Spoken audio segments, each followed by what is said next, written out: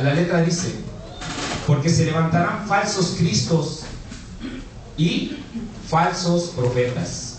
Ya no nada más hizo referencia a los cristos, sino ahora se nos advierte falsos profetas. Entonces ya hay una segunda advertencia: y harán señales y prodigios para engañar, si fuese posible, a los escogidos.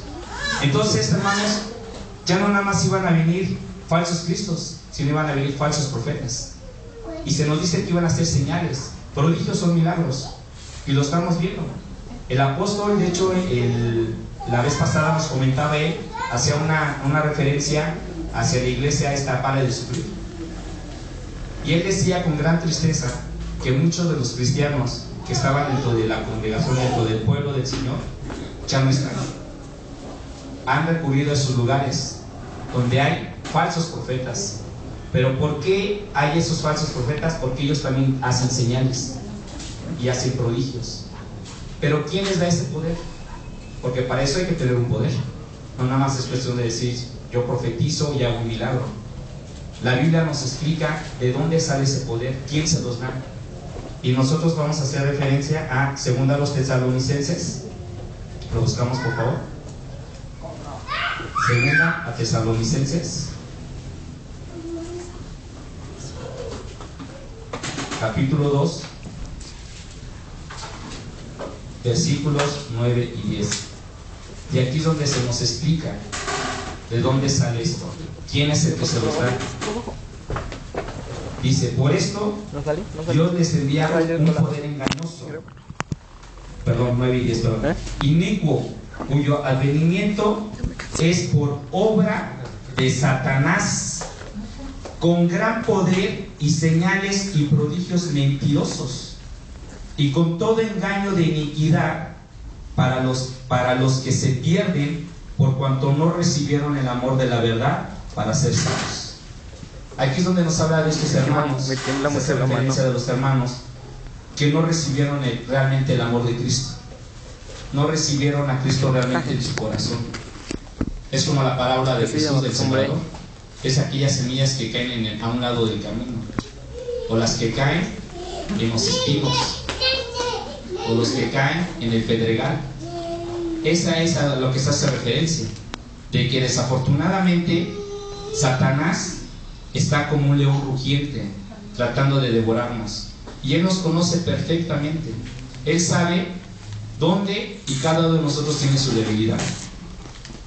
Analízate, y te invito a que te analices un poco. ¿Cuál es tu debilidad?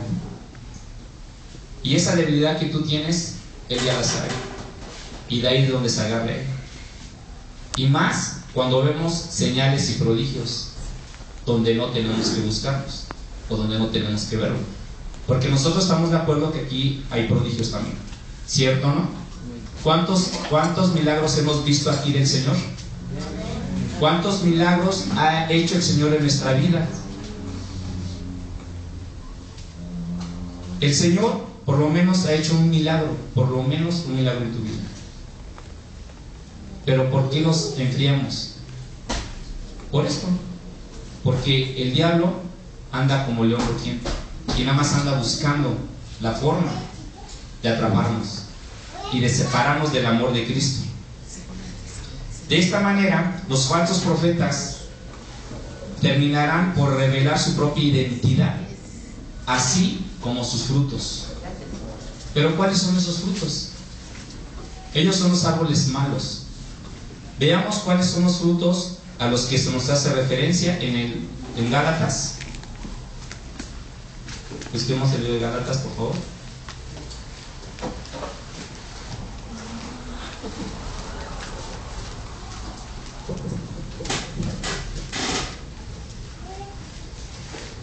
Capítulo 5, versículo 19 al 21.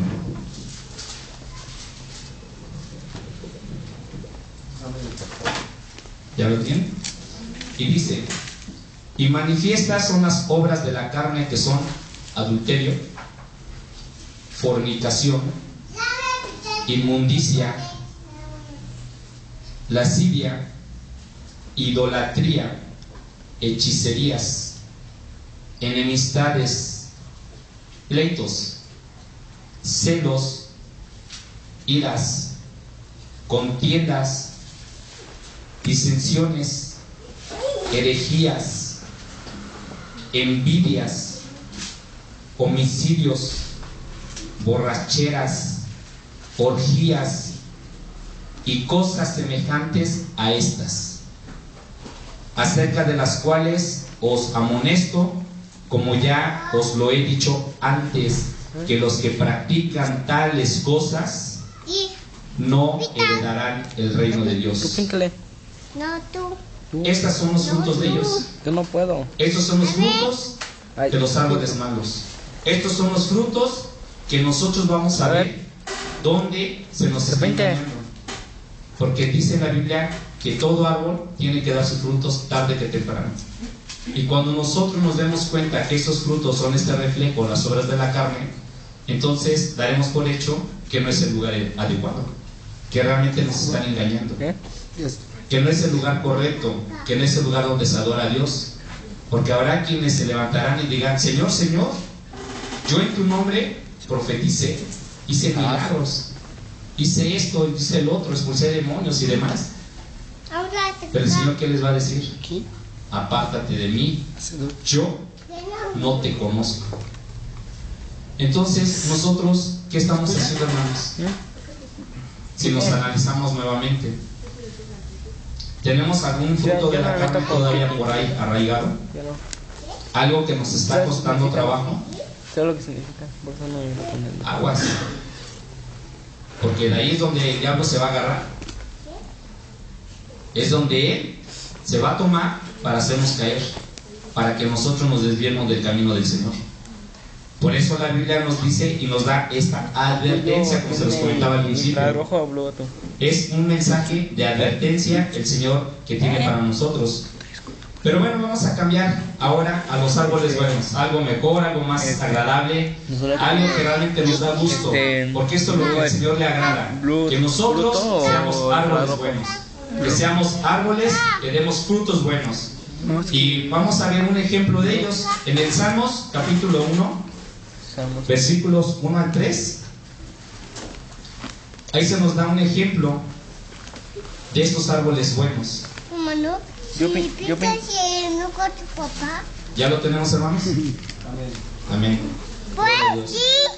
Dice: bienaventurado el varón que no anduvo en consejos de malos, ni estuvo en caminos de pecadores, ni en silla de escarnecedores se ha sentado, sino que en la ley de Jehová está su delicia, y en su ley medita de día y de noche. O sea, a todo tiempo. Y este será como árbol plantado junto a corrientes de aguas, que da su fruto en su tiempo, y su hoja no cae, y todo lo que hace prosperará. ¿Notamos la diferencia de cuáles son los que serían los falsos profetas y sus frutos a lo que ahora es los frutos buenos? Dios está con nosotros, hermanos. Es agua que nos refresca, y como árboles buenos es el que nos va a mantener con vida. Por eso tomas árboles de vida. Es precisamente nuestro Señor Jesucristo. Él es esa agua que nos refresca y que nos va a mantener vivos. Porque Jesús es la verdad y la vida, y nadie llega al Padre por medio de Él. Entonces, si esta agua significa vida, significa que es nuestro Señor Jesucristo el que es el que nos refresca y el que nos mantiene. Veamos Jeremías 17, capítulo 17.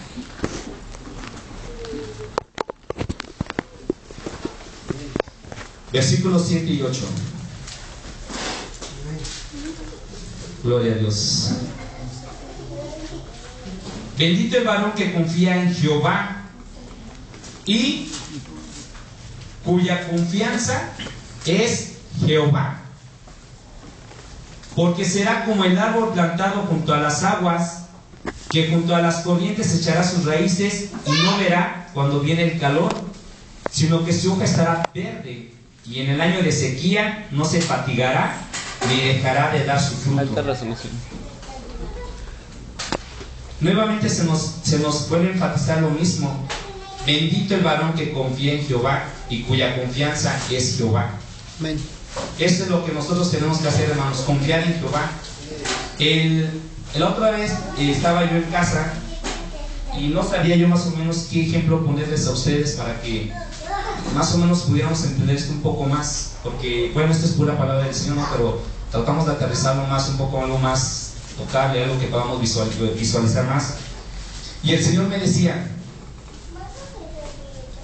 que buscara la definición y la forma en cómo se hacen los bonsai. Y la técnica para hacer un bonsai es cortarle las raíces. Pobre árbol, vive engañado y crece engañado, porque el árbol por naturaleza tiende a crecer y él sigue creciendo, y el árbol cree que es un árbol enorme, un árbol gigante, pero no es cierto, hermanos. Sus raíces se las van cortando y cada cierto tiempo le cortan sus raíces. ¿Cuál es la finalidad? Precisamente no dejarlo crecer, porque ese es un bonsai.